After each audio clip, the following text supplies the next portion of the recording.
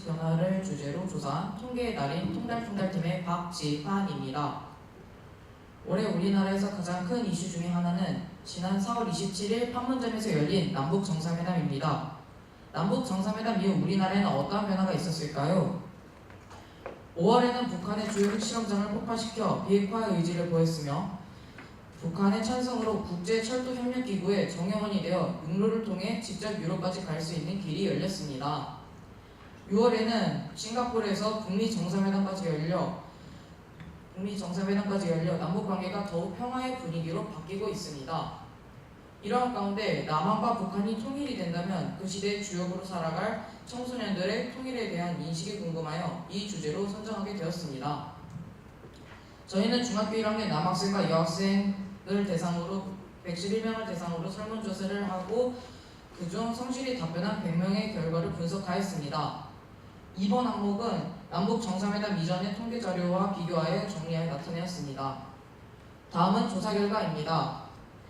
지난 4월에 진행된 남북 정상회담에 대해 어떻게 생각하느냐는 질문에 청소년들의 96%가 긍정적으로 응답하였고 남북 정상회담 이후 남북 관계가 개선되었다고 응답한 학생도 96%나 되었습니다. 남북 정상회담 이후 청소년들의 통일에 관한 인식에는 어떠한 변화가 있었을까요? 청소년들의 72%가 통일에 대한 관심을 나타냈으며 이는 지난해 자료와 비교하였을 때 59%포인트가 높아진 수치입니다.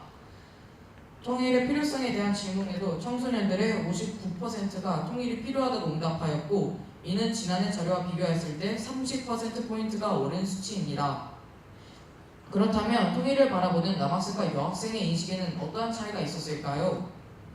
통일을 이루어야 하는 이유로 남학생은 이산가족과 경제성장을, 여학생은 정치발전과 한반도 평화를 선택하였고 통일을 위해 가장 먼저 해야 할 일로 남학생은 한반도 비핵화를, 여학생은 이산가족 문제 해결을 선택하였습니다.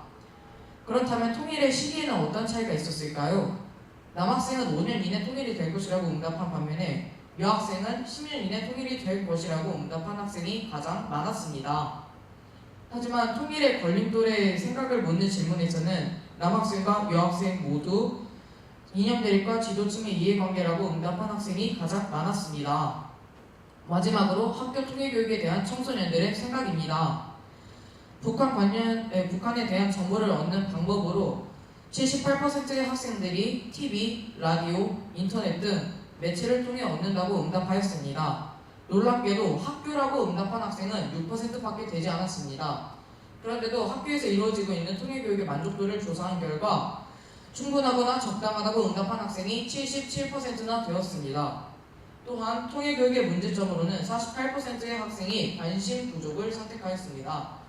이 결과들을 종합해보면 학교에서 이루어지고 있는 통일교육이 학생들의 흥미를 끌지 못해 관심 부족이라는 문제점으로 나타난 것으로 보입니다. 결론에 대해서 말씀드리겠습니다. 첫째, 남북 정상회담에 대해 청소년들은 매우 긍정적으로 평가했으며 정상회담 이후 남북 관계가 개선되었다고 생각하였습니다. 둘째, 남북 정상회담 이후 청소년들의 통일에 대한 관심과 필요성에 대한 인식이 높아졌으며 이는 우리나라의 미래를 위해서 매우 다행스러운 결과라고 생각됩니다. 셋째, 통일을 이루어야 하는 이유나 통일의 필요성에 대해서는 남학생과 여학생의 생각의 차이를 보였습니다. 하지만 설문 문항에 대해 보다 구체적으로 제시하지 못한 것에 대해 아쉬움이 남습니다. 넷째, 학교에서 이루어지고 있는 통일교육의 문제점으로는 관심 부족을 꼽았는데 이번 정상회담을 계기로 높아진 학생들의 통일에 대한 관심이 학교 통일교육으로까지 이어졌으면 하는 바람입니다. 이상으로 저의 발표를 마치겠습니다.